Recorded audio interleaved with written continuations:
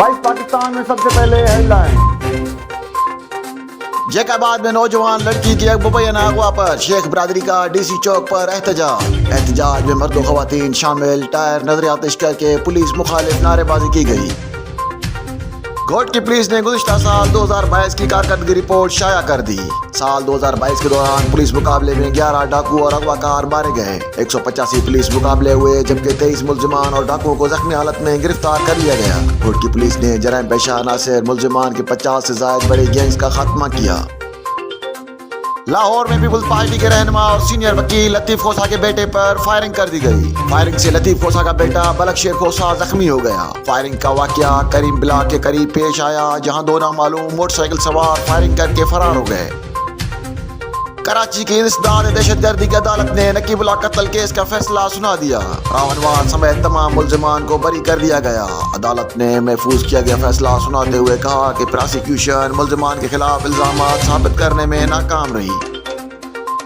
वफाकी वजीर खजाना इसहाक डार की कतरी हम मनसब अली बिन अहमद अल कवारी से कतर में मुलाकात हुई। इसमें दोनों रहनुमाओं ने तिजारत, टेक्नोलॉजी, ज़राअत और तालीम के शोबों में ताउन बढ़ाने पर इत्तफाक किया। लाड़काना में ग्रैंड हेल्थ अलायंस की अपील पर 16वें रोज भी एहतजाज जारी। चांदका समेत दीगर सरकारी अस्पतालों में 2 घंटे ओपीडीज का बाइकाट जारी है। ओपीडीज के बाइकाट की वजह से मरीजों को दुश्वारी का सामना करना पड़ रहा है। कराची को पानी फराहम करने वाले धाबेजी पंपिंग स्टेशन समेत दीगर पंपिंग स्टेशन पर बिजली की फराहमी 22 घंटों बाद बहाल हो गई। कराची के शहरियों को 640 मिलियन गैलन पानी की फराहमी मुतासर हुई। मुल्क में बिजली के ब्रेकडाउन के नतीजे में कराची को पानी फराहम करने वाले धाबेजी पंपिंग स्टेशन समेत घारो और पिपरी पंपिंग स्टेशन पर 22 घंटों बाद बिजली की फराहमी बहाल हो गई।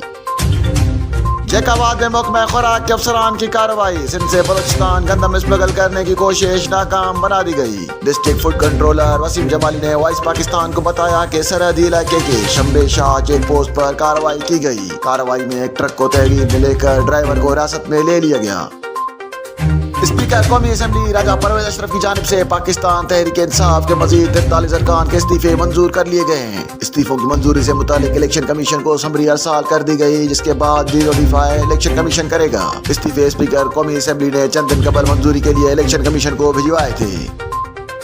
रहीम यार खान में मुख्तसर अरसे के दौरान हनी ट्रैप से अगवा किए गए 16 मुगवियों को बाजियाब करा लिया गया है, जबकि 2 माह के दौरान 16 डाकू भी मारे जा चुके हैं। डीपीओ रहीम यार खान अख्तर फारूक के मुताबिक 16 मुगवियों को डाकुओं के जंगल से बाजियाब कराया।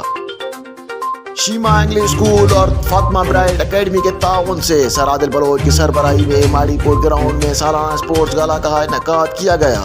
इसके दौरान दोनों स्कूलों के तलबा व तलबात में मुख्तलिफ खेलों के मुकाबले हुए।